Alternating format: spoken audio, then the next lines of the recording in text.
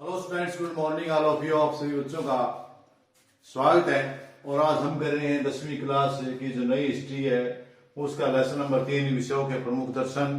इसकी दो वीडियोज हम पहले बना चुके हैं, 2 कक्षा लगा चुके हैं। आज इसका भाग नंबर 3 कर रहे हैं और इनके अंदर हम कर रहे हैं अभ्यास के प्रश्न। अभ्यास के प्रश्न नंबर 2 हमने कर लिए थे और तीसरा प्रश्न पर हम चर्चा करेंगे, क्योंकि हम जो इसके मुख्य मुख्य प्रश्न है लेसन हमने क्लास में पढ़ लिया था, उनके मुख्य मुख्य प्रश्नों के बारे में बातें कर रहे हैं। तो स्टूडेंट्स यहाँ हम बात कर रहे हैं गौतम बुद्ध के 4 आर्य सत्य और अशोक मार्ग का वर्णन करें। चैप्टर वक्त में आपको इनको पढ़ भी लिया था कि 4 आर्य सत्य कौन कौन से हैं। तो सबसे पहले बात करते हैं हम। सब जो पहला आर्य सत्य है उनका जो सबसे पहला आर्य सत्य है वो 4 स्तंभ। सबसे पहला है दुख आदमी के लिए बहुत बड़ी बात है, क्योंकि हर आदमी यहाँ पर दुख से ग्रस्त है, दुख से पीड़ित व्यक्ति है और हर आदमी दुखों से छुटकारा पाना चाहता है। संसार में जीवन, मृत्यु, संयोग, वियोग, लाभ, हानि, अपयश सभी दुख कष्ट से भरे हुए हैं। ये सारे के सारे जन्म का दुख, मृत्यु का दुख, अपयश, यश, लाभ, हानि, अनेक प्रकार का यानी मानव जीवन है वो सारा सारा दुखों से है। दूसरा है कि दुखों का कारण क्या है। दुखों का कारण क्या है, ये जो दुख है हमारे को क्यों होते हैं, इस मनुष्य को क्यों होते हैं? क्योंकि मनुष्य का ज्यादा लालसा होती है, लोभ होता है, लालच होता है, तृष्णा होती है। इन कारणों से वो दुखी होता है। पहला सत्य हमने बताया कि दुख है। दुख कौन कौन से दुख है वो बताया हमने, मृत्यु का, जीवन का, यश का, अपयश का, लाभ, हानि, ये अनेक प्रकार के दुख हैं। और उन दुखों का कारण क्या है? मनुष्य की लालसा है, लोभ है, लालच है, तृष्णा है। तो तीसरे नंबर पर क्या कहता है कि दुखों का निवारण कैसे होता है। दुखों के निवारण के लिए, दुखों का निवारण इन सब का क्या है, एकमात्र उपाय क्या है? संयम है।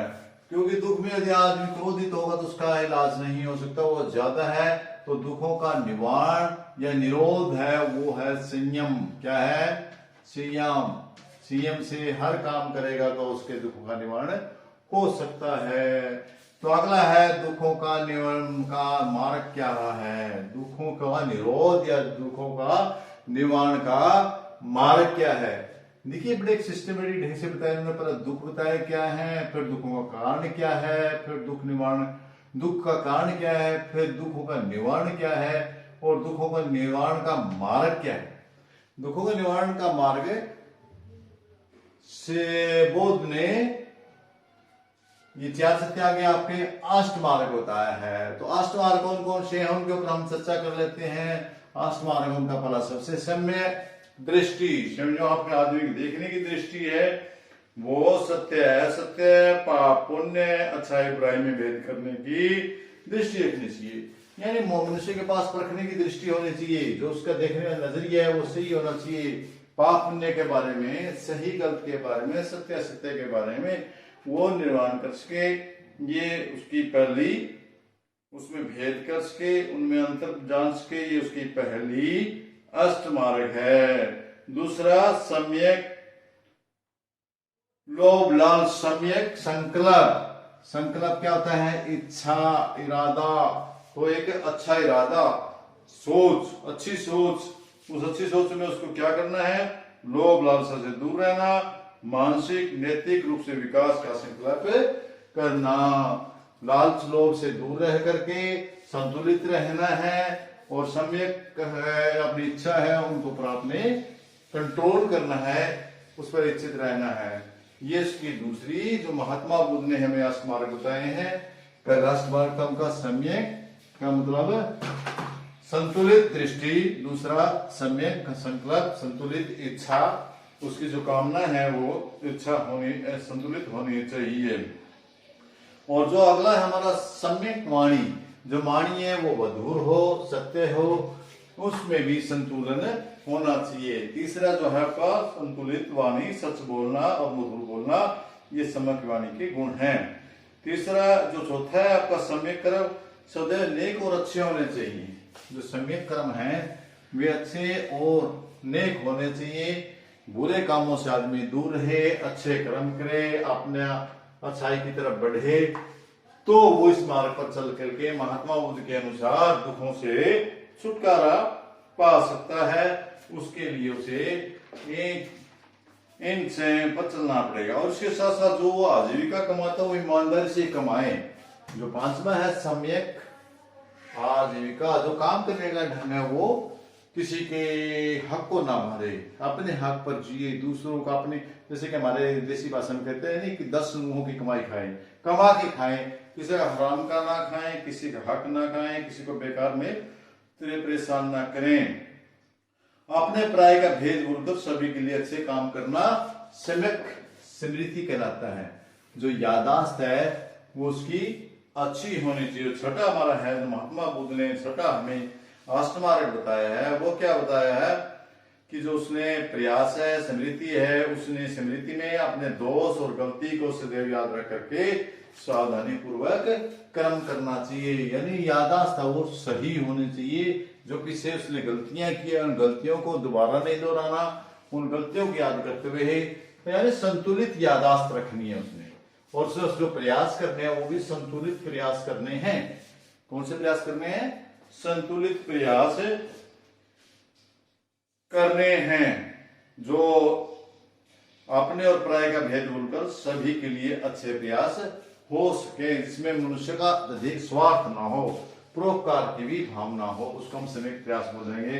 और आठवां जो महात्मा बुद्ध ने दिया हुआ है सम्यक समाधि, कि उनकी सब दुखों का निवारण करने के लिए समाधि भी होनी चाहिए। मन को एकाग्र करने के लिए ध्यान लगाना चाहिए। मन को एकाग्र करेंगे, मन शिथिल होगा, एकांत होगा, तो आपको शांति अनुभव होगी। क्योंकि सब दुखों का कारण ही हमारी लालसा है। जो जो मनुष्य में हमारे पास धन बढ़ता जाएगा, हमें उसकी और चिंता जो ज्यादा होता जाएगा, विस्तार होता रहेगा पूरी दुनिया का, वो विस्तार हम दुखों का निवारण कारण बनता जाएगा। और इन सबसे छुटकारा पाने के लिए मनुष्य के लिए समाधि ध्यान मग्न होकर के एकांत में शांत होना बहुत जरूरी है।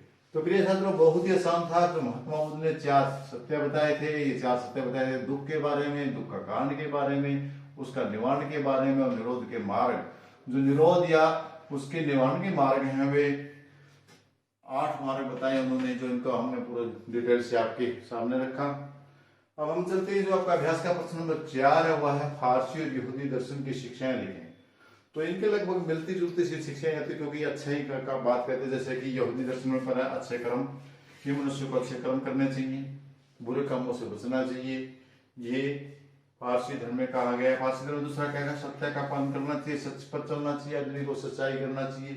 तीसरा उनका सन्मार्ग, अच्छे मार्ग पर चलो, बुरे मार्ग का त्याग करो। और जो चौथा है वो पाप नहीं करना, चोरी नहीं करना, किसी के मन को नहीं दुखाना, और बुरी बात किसी को नहीं कहनी जिससे किसी को दुख पहुंचे।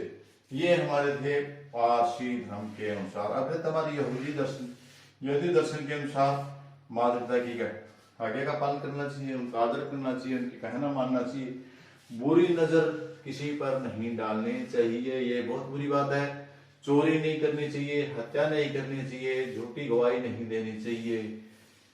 ये यहूदी दर्शन में कहा गया है। यहूदी दर्शन में तो आपने पड़ोसियों के खिलाफ भी झूठी गवाही नहीं दोगे, ऐसे भी कहा गया है। तुम अपने स्वामी और अपने प्रभु का नाम व्यर्थ में नहीं लोगे, यानी बेकार में फालतू की बकवासें नहीं करोगे। यह कहने का भाव है कि सकारात्मक सोचेंगे, नकारात्मक आप नहीं सोचेंगे। इसके बाद जो एक छोटा सा प्रश्न और बनता है वो, और ये प्रश्न आपका जो अभी एग्जाम हो रहे थे आपके एग्जाम में भी आया है और इम्पोर्टेंट प्रश्न भी है, बच्चे कंफ्यूज होते हैं कई बार। वैदिक साहित्य जो शुरू में हमने प्रश्न किया था कि संक्षिप्त व्याख्या कीजिए, संक्षेप में व्याख्या करना है इस प्रश्न में। सबसे पहला वेद है, तो वेद का मतलब हमने पहले बताया था ज्ञान है। हमारे 4 वेद हैं, ऋग्वेद, सामवेद, यजुर्वेद, अर्थवेद। 3 वेदों को जो हमने प्राप्त किया है, वेद संस्कृत की विद धातु से बना है, जिसका अर्थ है जानना। वेद संसार का प्राचीनतम व प्रमाणिक साहित्य है। यह शाश्वत है। सनातन धर्म से वेद मनुष्य के जीवन का मार्गदर्शन कर रहे हैं। दूसरा ब्राह्मण ग्रंथ है। ब्राह्मण ग्रंथ में गद्य रूप में देवी देवताओं की यज्ञ की रहस्य में व्याख्या की गई है। जो वेद हैं ये हमारे संस्कृत में हैं और पद्य में हैं। जो ब्राह्मण ग्रंथ है इनमें जो पूजा की विधि है और गद्य में लिखी गई है। जो ब्राह्मण ग्रंथ है वो गद्य में आपको मिलेंगे, जबकि आपको वेद है और पद्य में मिलेंगे। तो जो ब्राह्मण ग्रंथ है उनके अंदर देवताओं की और ये जो पूजा पाठ है वो किस प्रकार है, यज्ञ किस प्रकार है, हवन किस प्रकार किए गए हैं, इन सब की व्याख्या उसमें दर्शाई गई है। अब आते हैं हम तीसरा नंबर। देखिए बच्चों, ये आपने जो ये वेद हैं या वैदिक साहित्य वो कहाँ से लिया गया है ये भी पूछा जा सकता है। तो उसमें वेदों से वैदिक साहित्य लिया गया है, ब्राह्मण ग्रंथ से लिया गया है, अनायक से लिया गया, उपनिषद से लिया गया है। इस प्रकार का एक प्रश्न था। स्रोत या हम कह सकते हैं वैदिक साहित्यिक स्रोत कौन कौन से हैं। तो वैदिक साहित्यिक स्रोत वेद हैं, ब्राह्मण ग्रंथ है, अनेक है, उपनिषद है। तो हमने वेद की आपके सामने बता ही दिया है कि ये वेद हैं, वेद धातु से बने, जिसका मतलब जानना होता है, और ये हमारे चार हैं। और इस प्रकार ब्राह्मण ग्रंथ के बारे में हमने बता दिया कि गद्य में हैं और इनमें पाल पूजा पाठ इस प्रकार की सामग्री गद्य के रूप में दी गई है। और तीसरा जो आपका मैन आता है, अनेक आता है, ये वानप्रस्थी और सन्यासी आत्म तत्व और ब्रह्म ज्ञान को जानने के लिए इनका अध्ययन करते हैं। मनुष्य के चार आश्रम बताए गए हैं, बाल्याश्रम और जीवन बाल्याश्रम, और दूसरा आपका जवानी वाला आश्रम और तीसरा वानप्रस्थ है, और चौथा संन्यास। संन्यास और वानप्रस्थ इस आश्रम में ले गए उनको क्या करना चाहिए, किस प्रकार नहीं करना चाहिए, यानी भगवान की भक्ति से संबंधित बातें हैं, ज्ञान तत्वों की बातें हैं, वे सारी की सारी इसमें। तीसरा उपनिषद। उपनिषद में ये रहस्य है कि आत्मा क्या है, परमात्मा क्या है, ये संसार ब्रह्म क्या है, जगत क्या है, ये सारे के सारे जितने भी खोज हैं या जिनके बारे में जो कुछ लिखा हुआ है वो सारा का सारा इस उपनिषद के अंदर है। और उपनिषद वैदिक साहित्य जो सारा का सारा इन चारों से मिलाकर लिया गया। उपनिषद में मूल शिक्षा ब्रह्मा जीव जगत का ज्ञान देना है, उपनिषद वेदों का सार भी कहा जाता है। जो उपनिषद है इसको हम इन वेदों का सार भी कह देते हैं कि निचोड़, थोड़े से निचोड़ के रूप में। तो ये स्टूडेंट यहाँ यदि आपसे जैसे कि अभी पीछे परीक्षा में पूछा गया तो वैदिक साहित्यिक स्रोत कौन कौन से, वैदिक साहित्यिक स्रोत ये आपके चार हैं, वेद, ग्रंथ, आर्य, उपनिषद। इन बातों को अपने अच्छे से याद रखने के लिए आपका 2 नंबर का 1 नंबर का क्वेश्चन पूछा जा सकता है। और इसी के साथ आपके इस प्रश्न के अभ्यास के प्रश्न खत्म होते हैं। डिटेल स्टडी के लिए बुक पढ़िए आपकी और विस्तार से इसको समझने का प्रयास कीजिए, क्योंकि हमने मुख्य मुख्य बातें आपको जो अभ्यास की दी हुई है एनसीईआरटी की जो नई बुक के अनुसार जो अभ्यास किया गया है उसका सारी बातें और जो मुख्य मुख्य बातें जो इस पाठ में आई है उनकी हमने चर्चा कर चुके हैं।